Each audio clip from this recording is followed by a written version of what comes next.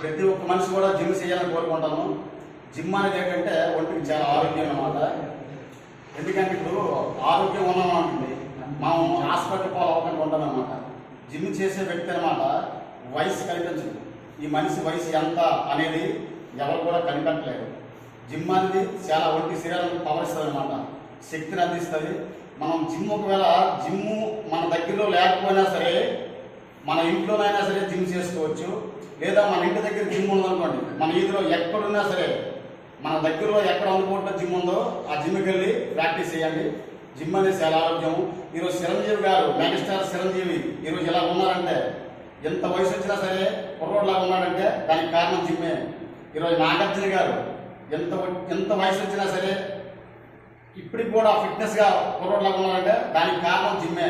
అందుకే నేను చెప్తాను, ప్రతి ఒక్కరు కూడా చెప్తాను. ఇంతకు ముందు కూడా మంచి వీడియోలు పెట్టాను. ప్రతి ఒక్కరు కూడా జిమ్ అనేది ప్రాక్టీస్ చేయాలి. మీరు ఒకవేళ మీ దగ్గరలో అందుబాటులో జిమ్ లేకపోతే ఇంట్లోనే ప్రాక్టీస్ చేసుకోవచ్చు.